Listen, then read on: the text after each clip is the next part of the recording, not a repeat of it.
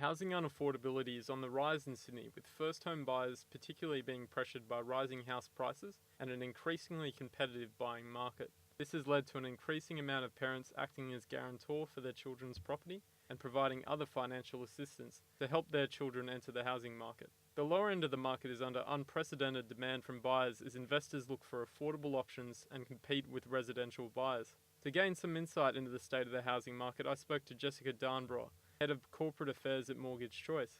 Mortgage Choice is an Australian mortgage broking firm that conducts its own research and analysis of the market. There's two things we're seeing a lot at Mortgage Choice. Firstly, we're seeing first home buyers drop off, and we're seeing a lot of first time investors. So we're seeing a lot of first home buyers buying an investment property first rather than an owner occupied property.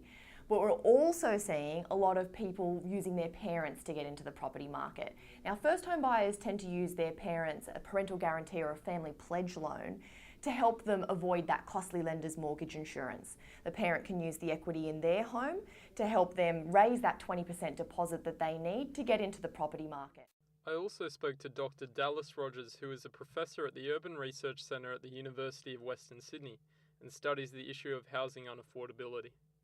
We have population growth, so people coming into the city, and that's actually a part of the strategy of the Sydney Metropolitan Plan. So we're actually encouraging people to come into the city, and that puts pressure on housing prices. And we have young people, a lot of young people are the core group. We also have private housing wealth and the nature of our housing system more generally. So we store our wealth in our home, and we use investment properties to provide rental accommodation, and that's also a drive that pushes prices for accommodation up, both in the rental sector and the purchasing of private property. And then we have interest rates, or the availability of finance, and that's the other third part of the housing affordability problem. So we have a private housing system that encourages investment in private housing, and we have the availability of credit as well as pressure on the population of Sydney.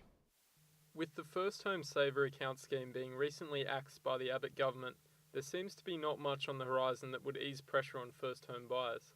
However, there has been much speculation regarding the housing price inflation being a bubble, and a crash would bring greater affordability to those outside the market. In the short-term future, however, it seems the only direction housing pricing will go is up. Nicholas Gibbs reporting for the Nest Chapter.